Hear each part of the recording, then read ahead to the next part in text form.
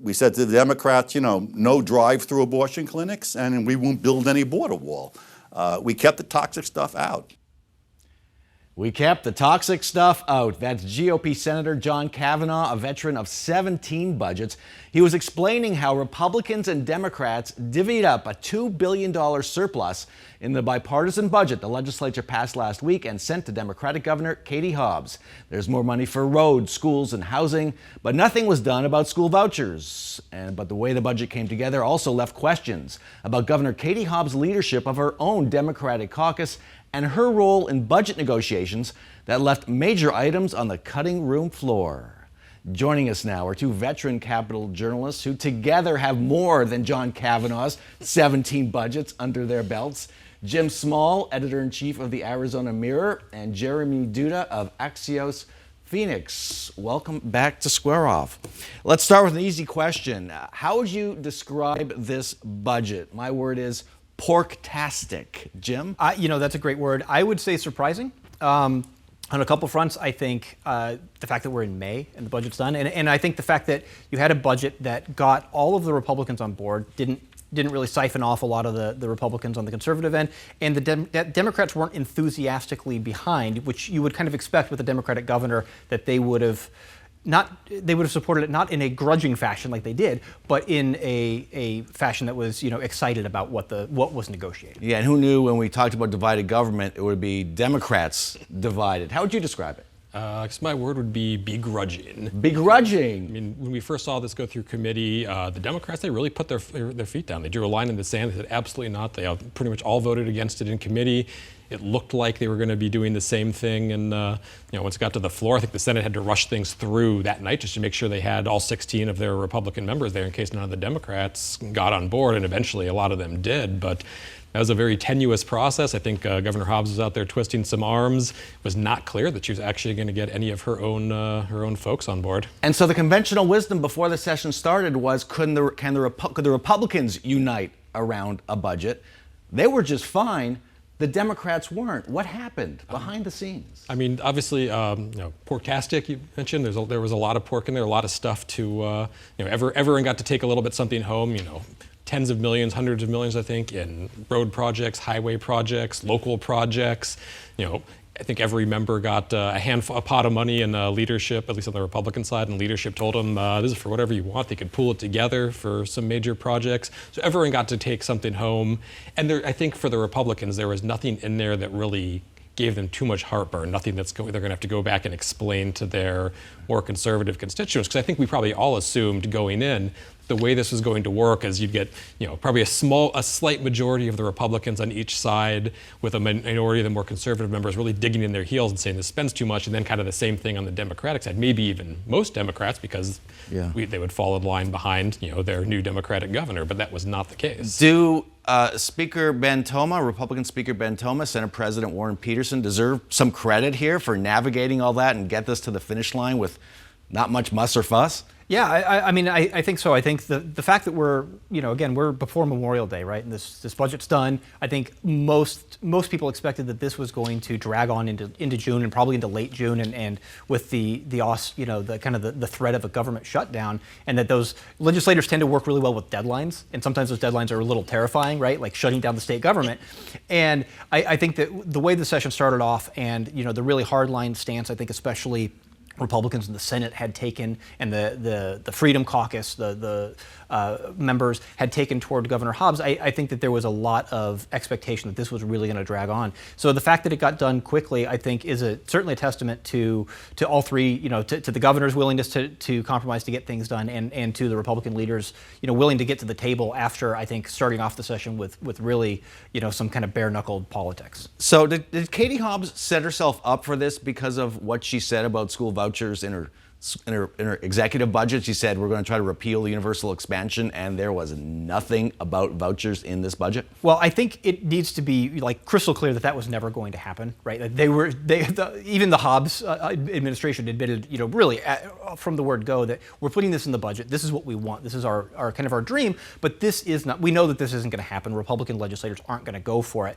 I think what the expectation was from a lot of people was that there was going to be some kind of middle ground, somewhere between do nothing and get rid of it, that there was going to be some kind of compromise, or that Hobbs would be able to claw some kind of change to the program, and that just simply didn't happen. And certainly that enraged, I think, a lot of Democrats and a lot of public school advocates who really did see her as, maybe the avenue toward trying to make some major changes to the voucher program. One thing on the school side, I do want to mention, this isn't getting much attention, but the aggregate expenditure limit has been lifted for next year, so you're not going to see a fiscal cliff. So, Jeremy, Hobbs left two major items on the cutting room floor. Let's start with Prop 400. Maricopa County leaders need the legislature to give the go-ahead for a vote to renew the sales tax that helps fund roads and mass transit. Why didn't Hobbs make that part of the budget deal? That I couldn't say. I mean, this is generally something that you want to try and get done before that, because once the budget's done, people can go home pretty much whenever they want. But I get the feeling that there is still a lot of disagreement about this. I mean, there are two lawmakers working in the House, two Republican lawmakers working on separate plans. Neither of them, they're not coordinating or collaborating with each other. Both insist that Representative David Livingston and Representative David Cook both insist this is the plan that's the better one. This is the one that's better for everyone. This is the one I think should go through.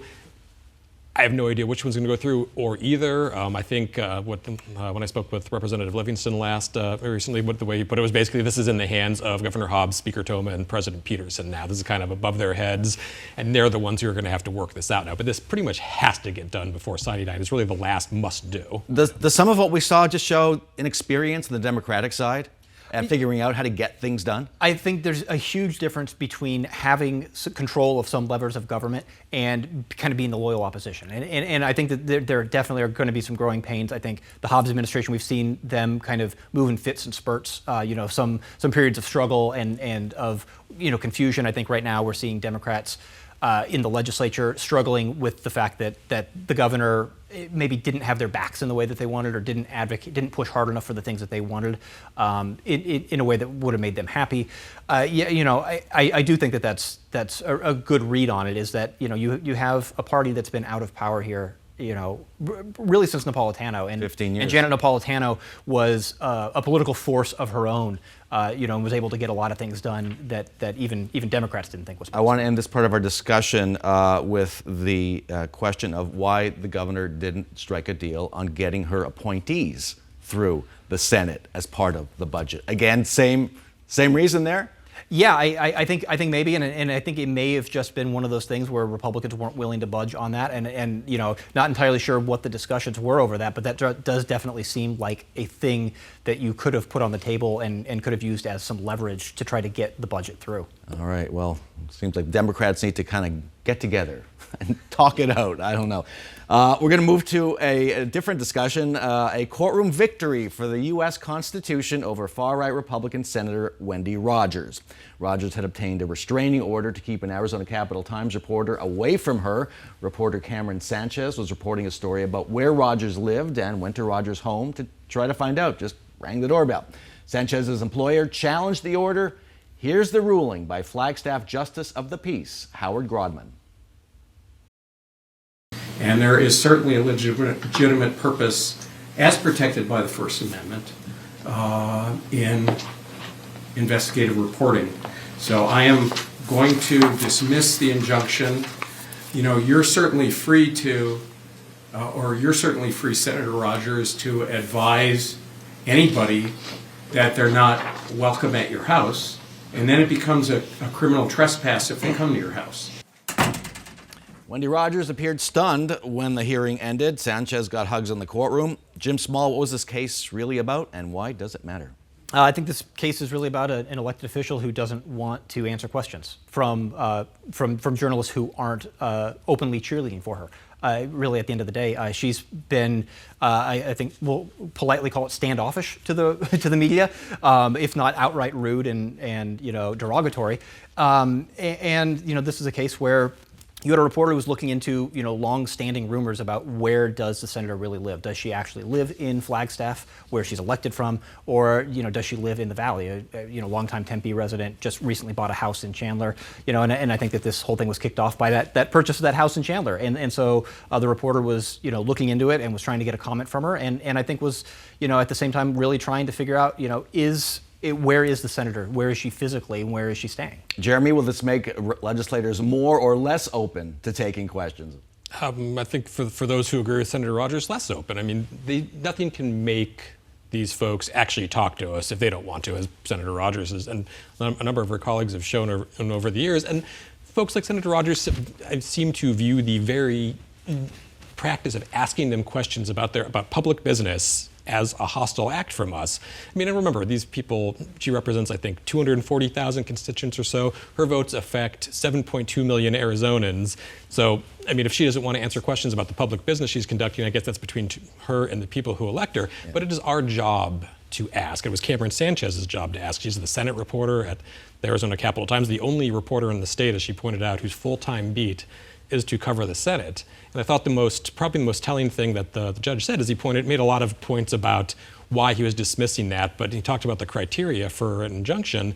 And he said probably the biggest one was that there had to be no legitimate purpose to the actions that Cameron Sanchez was doing. He said it was a very legitimate purpose. She was trying to find out whether the senator lives in her district, which would disqualify her from her office. Very legitimate purpose. We last saw Wendy Rogers buying no trespassing signs at Ace Hardware somewhere. Jim Small, Jeremy Duda, thank you so much for joining us. When we come back, how Tempe's deal to build a Coyotes arena could give team owners a profitable way out. But first, 12 News on the border as Title 42 ends, new challenges for migrants, the people who want to help them, and the Border Patrol whose job is catching them. Stay with us.